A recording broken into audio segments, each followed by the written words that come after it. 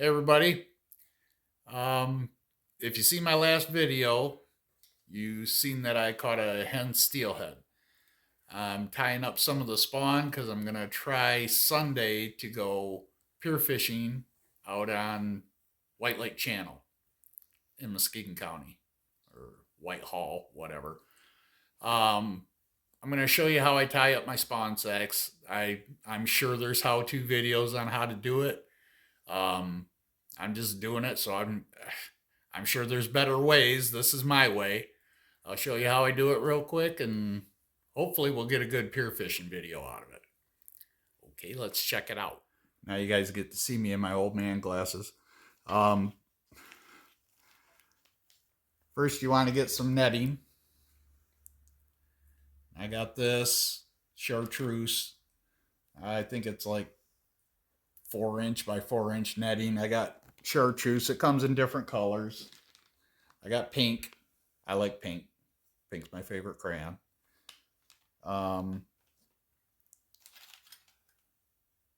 Self-knotting thread.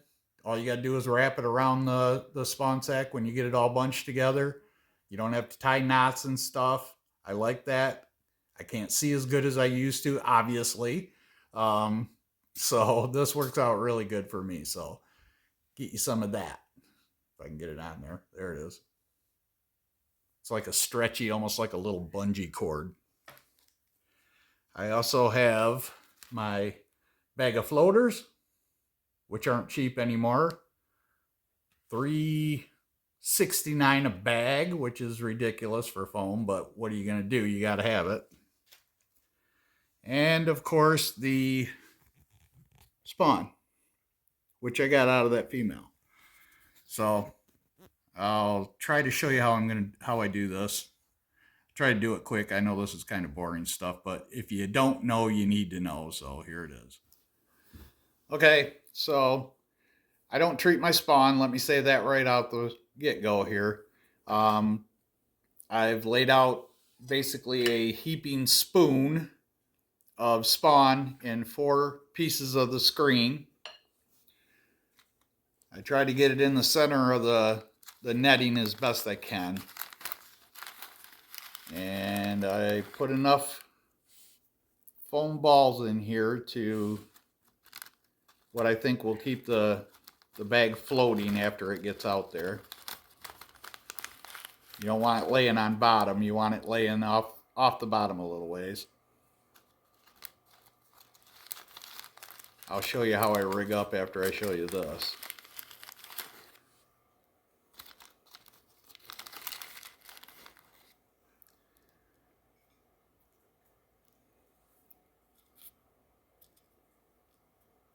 I've never counted the exact number. I just put in what I think will work for that bag.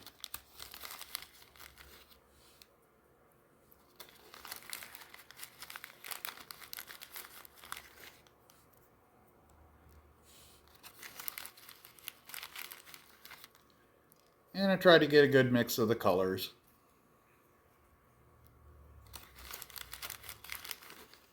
You can get these in all orange, all pink. I like the multi-color deal. It's worked for me.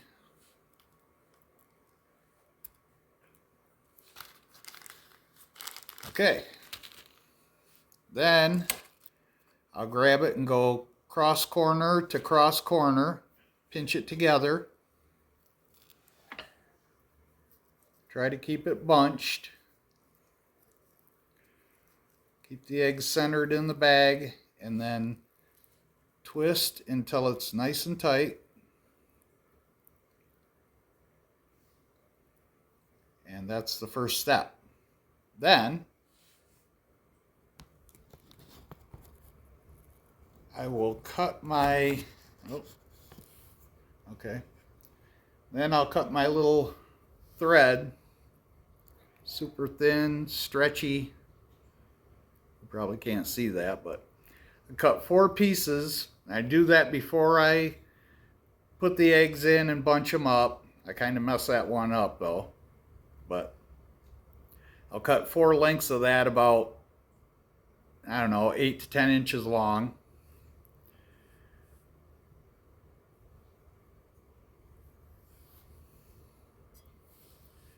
Get my bag, twist it up tight, and take one of my lengths of thread and I pinch it between my thumb and the finger next to my pointing finger, my middle finger. Wrap it around the top of it tight, and I just go until I run out of thread. And there's machines to do this. I'm no good with them. This is how I learned how to do it, so this is the way I've always done it. I know there's probably better ways and all that stuff, but you go with what you know, right? Corner to corner, corner to corner. Center everything. Get everything down in the bottom in the middle. Pinch it, twist, pinch and twist. And I like big spawn bags. I like them 1.25 inches. I find that works good for me around here. Maybe it's different where you live, but around here they like a big bag. Grab my thread, which I don't have in my finger because I don't have my old man glasses on. There it is. Missed it again, even with the glasses. Pinch it, wrap it.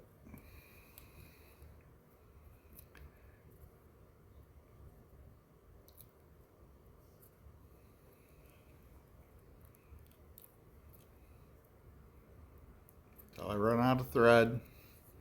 And sometimes if I've pinched a lot with my thumb and my middle finger, I'll take that and go back around the other way until I use all that up. And that's basically how you tie a bag.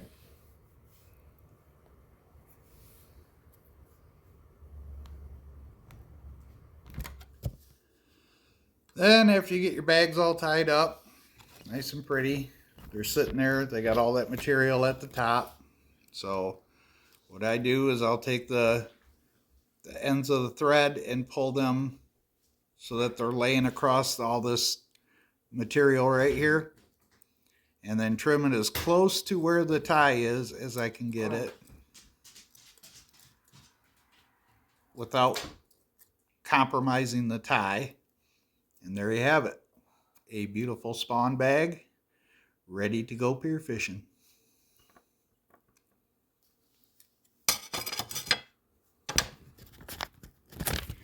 I got my little jars here.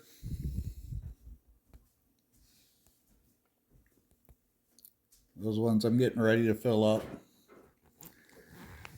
So that's your tutorial on tying up pier spawn bags. You're welcome. Okay, so now I'm going to tie up some spawn bags for river fishing. And it's basically the same thing that I've already showed you with the pier bags. They're just much smaller and no floaters in them. And I try to tie these like dime and nickel size. Sometimes I like them small, sometimes I like them a little bigger. I think it probably has a lot to do with water clarity and such. So I'll tie up a variety of nickel and dime size bags. And I find that the spawn bags in the river tend to work better when the spring fish come into the river systems from the big lake. The holdover fish, they're used to eating stuff that's floating downstream in the river, bugs, worms, you know, that kind of stuff. In the spring, the fresh fish and the holdover fish, you know, they're seeing that spawn roll down past them all the time, so they do associate it as food, and I think they hit it more in the early spring when steelhead start entering the river from the big lake.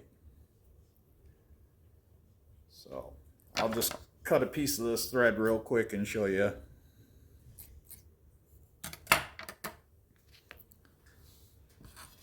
So I got just a little bit of eggs in there, corner to corner, corner to corner. And I will say this, the river bags are a lot easier to tie than the pier bags. It's less to work with, easier to manipulate in the bag and all that stuff. And I'll get my piece of thread, if I can find it. There it is. Do the old pinch maneuver and wrap.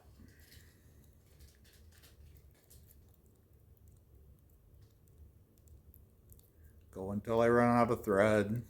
It's the same thing. And I'll take the tail end of this one, go back around.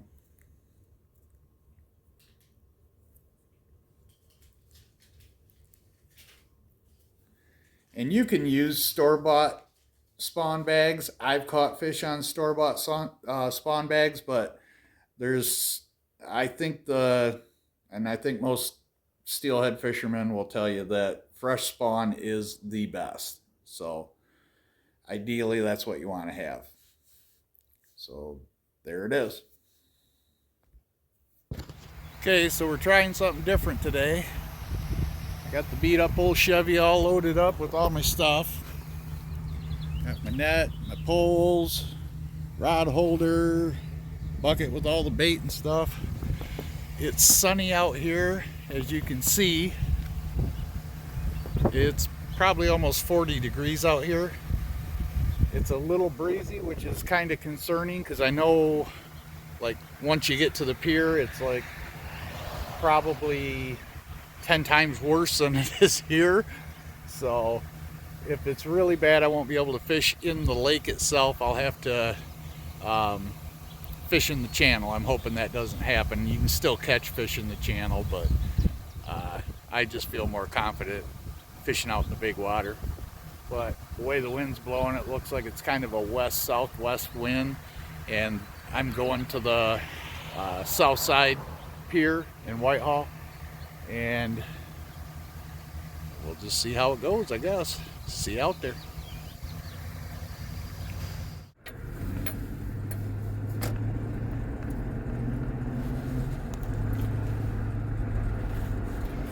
So I just want to throw this in here. I don't have the greatest equipment for taking videos, as you've probably noticed. I am a blue collar boy after all. I'm not rich. I got a GoPro Hero 4 with me, and I got my phone. And that's going to be the extent of the videoing technology. I've never tried doing this pier fishing, so I don't know how this is going to turn out, but you guys are along for the guinea pig run. So we'll give it a try, see what happens. Okay, so I got out here, and the big girl's churned up too much. I mean, it's curlers big time. There's probably 4 foot, 5 foot curlers out there. Absolutely out of the question. So I am fishing the channel. I'll see if I can show you what this lake looks like. It's pretty riled up.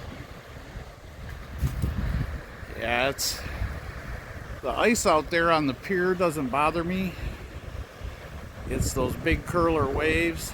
That stuff has a way of tying your line into a macrame project, and I'm not messing with it. So we'll see if we can get a brownie or a steelhead in the channel for a while and give that a go. Okay, so I finally got a little steelhead. And that rod, my GoPro went on the fritz, and all I got's my phone now, but I did get this little guy. Good looking little fish. That'll be some good eating right there. Alright. Back to it. I'm going to show you guys my rig here.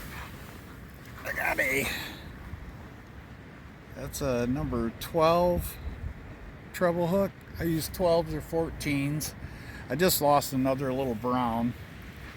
I got a fluorocarbon leader that's about 30 inches long, 24, 30 inches long.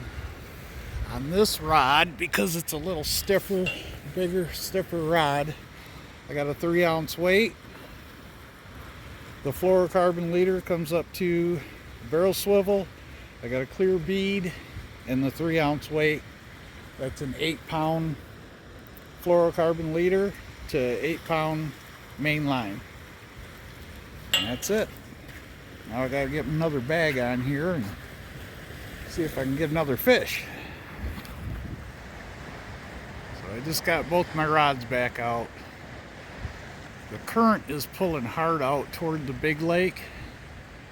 When that started pulling hard out toward the big lake, all of a sudden the fish started biting. So we'll see if we can get another one going here.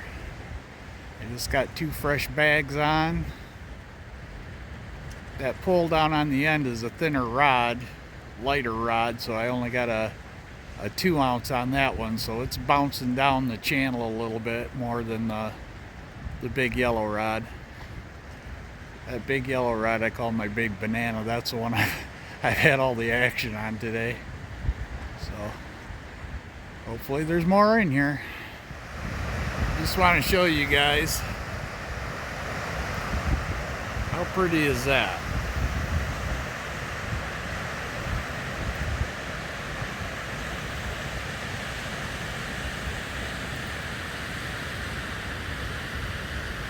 This is a big part of why I live in Michigan.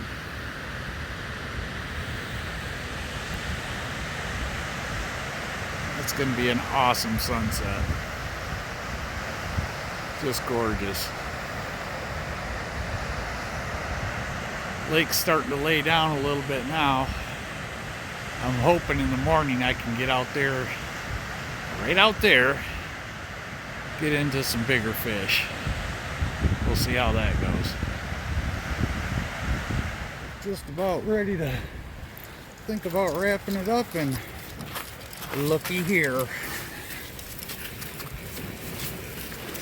Nice little fat brown.